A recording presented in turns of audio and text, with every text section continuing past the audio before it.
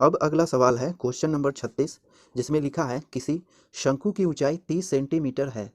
आधार के समांतर एक तल के द्वारा उससे एक छोटा शंकु काटा गया है।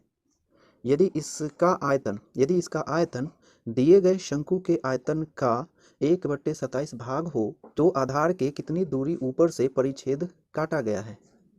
अर्थात इस प्रश्न में हमें बताया जा रहा है कि एक शंकु है जिसकी ऊंचाई है 30 सेंटीमीटर और इसके आधार से कुछ ऊंचाई पर एक छोटा शंकु काट लिया गया है। इसे ड्रॉ करते हुए हम इसे समझ सकते हैं, ठीक ना। प्रकार से है शंकु, इस तरीके से शंकु एक टोपी की तरह संरचना होती है, ठीक ना। इस तरीके से ये इसका आधार तल हो गया, ठीक। ये यहाँ पर अब इसकी ऊंचाई जो है यहाँ से लेकर के यहाँ तक इसकी ऊंचाई होगी, ठीक ना। और यहाँ से यहाँ तक इसके आधार की त्रिज्या, ठीक ना। तो इसकी ऊंचाई जो बताई जा रही है वो कितना है, यहाँ पर ड्रॉ कर लेते हैं। कहाँ पर, यहीं पर, यहाँ पर है ना। इसकी ऊंचाई है 30 सेंटीमीटर, ठीक। 30 सेंटीमीटर ऊंचा एक शंकु है, ठीक। फिर बताया जा रहा है कि इस शंकु के आधार तल से कुछ ऊंचाई पर एक छोटा शंकु काटा गया है, इस तरीके से, ठीक ना। इस तरीके से काट करके एक छोटा शंकु काट लिया गया है, ठीक ना। तो काटने के बाद कुछ ऐसा दिखाई देगा। एक ये शंकु जो छोटा काटा गया है ऊपर इस तरीके से हो जाएगा, ठीक। और नीचे वाला भाग कुछ इस तरीके से, ये नीचे वाला भाग हो जाएगा, ठीक।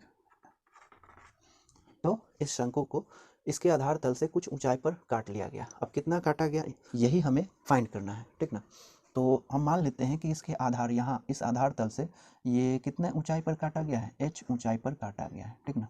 तो हमें यही फाइंड करना है कि इस शंकु के आधार तल से कितना ऊंचाई पर इस छोटे शंकु को काटा गया है जो इतना बना, ठीक ना। यानी हम ये मान लेंगे कि यहाँ से यहाँ तक की जो ऊंचाई है वो कितनी है, h है, ठीक। तो इस तरीके का मामला है। फिर अब आगे बताया जा रहा है कि ये जो शंकु छोटा बन रहा है ना, ये जो छोटा शंकु काटने पर बना है उसका आयतन जो है इस टोटल बड़े शंकु के आयतन का 1/27 भाग है ना। तो इसे और आगे हम लिखेंगे, इस प्रकार से लिखेंगे। प्रश्न में क्या कहा जा रहा है कि इसका आयतन इसके आयतन का 1/27 भाग है। तो प्रश्न में छोटे शंकु का आयतन बराबर हो जाएगा दिए गए शंकु, यही है ना, दिए गए शंकु के आयतन का कितना है, आयतन का 1/27 भाग, ठीक। यानी इसका आयतन निकालना होगा तो कैसे निकालेंगे, दिए गए शंकु के आयतन का 1/27 भाग निकालेंगे, ठीक ना।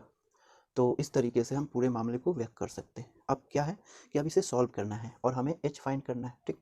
तो इसे सॉल्व करने के लिए ये जो लिखे हैं छोटे शंकु का आयतन बराबर दिए गए शंकु के आयतन का 1/27 भाग, इसी को यूज़ करेंगे, है ना।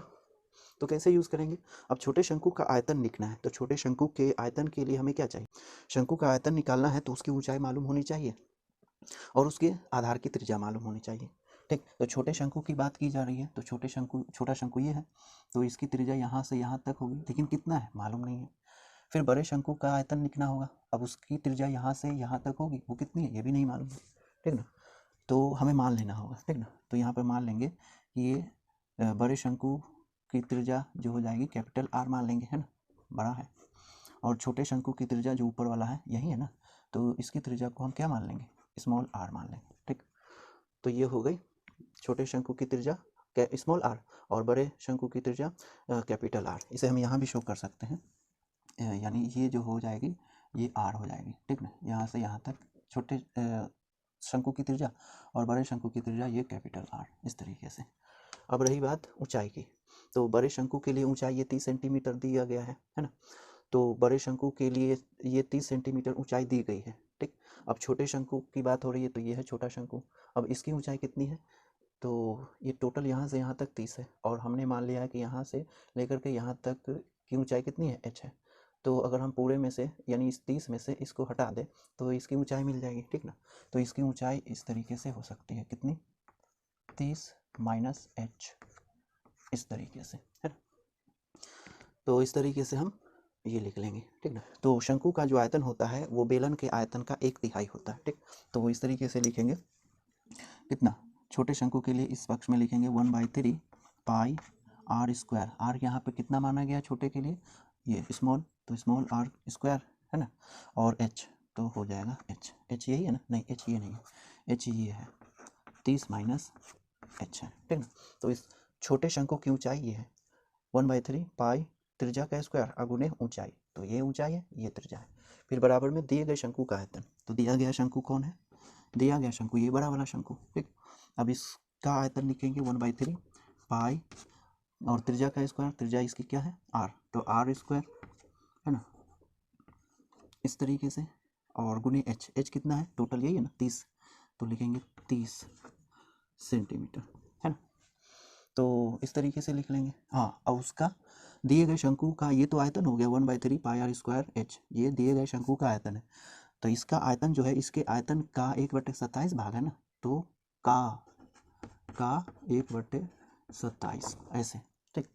तो अब हम क्या देख सकते हैं, दोनों पक्ष को अगर हम गौर करें तो इधर 1/3 है, ये भी 1/3 है, कैंसिल हो जाना है, ये पाई है, ये भी पाई है, ये भी कैंसिल हो जाना है।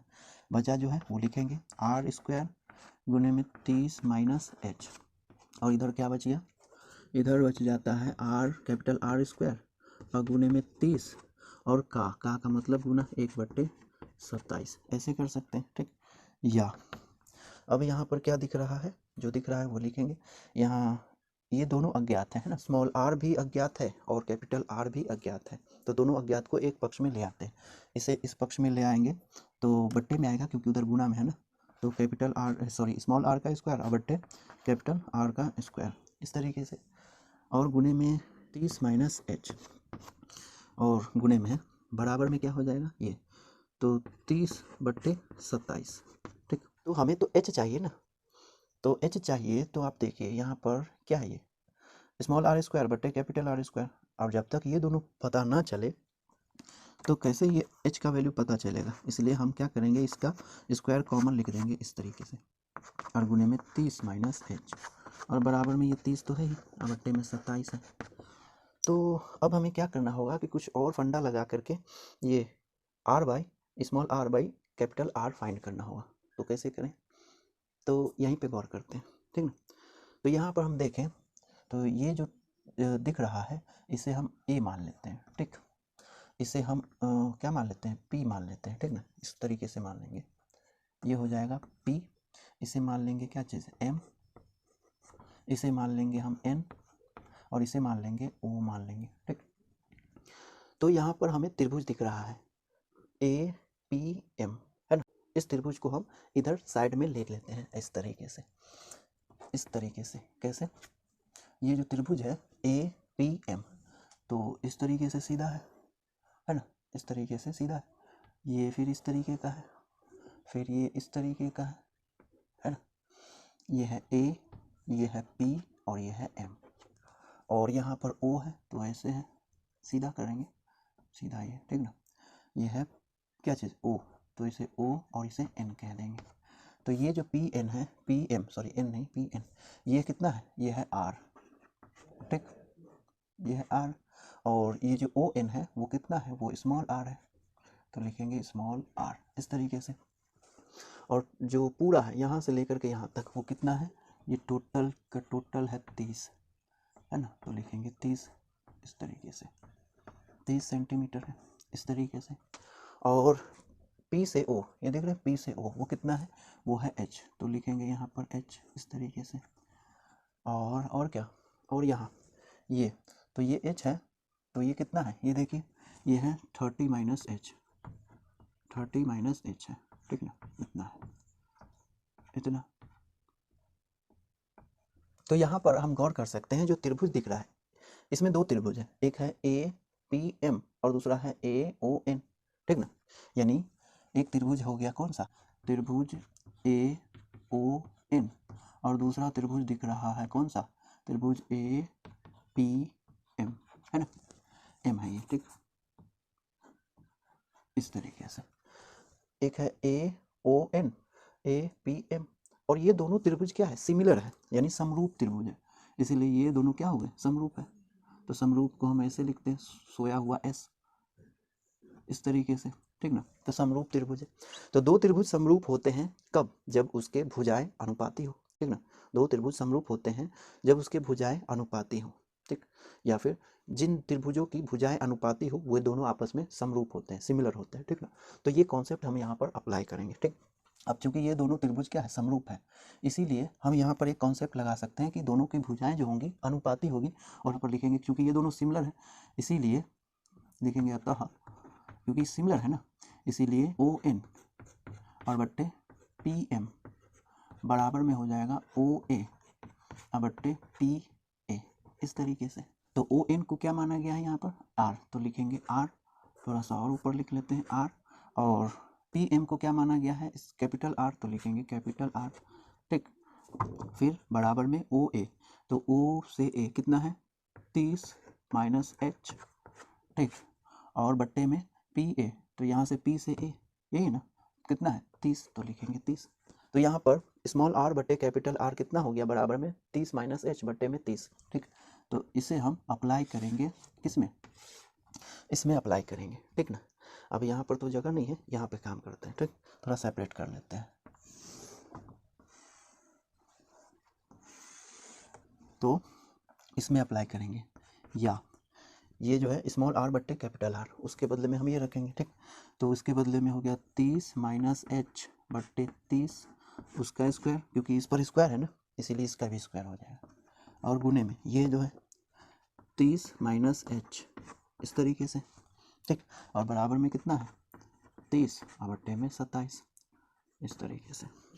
या फिर यहाँ पर 30 माइनस एच का स्क्वायर है, फिर यहाँ 30 माइनस एच है, तो कुल मिलाकर के 30 माइनस एच का क्यूब हो जाएगा, और बट्टे में 30 का स्क्वायर ही रह जाएगा, है ना। और बराबर में 30 तो है ही, और बट्टे में 27 भी है, इस तरीके से।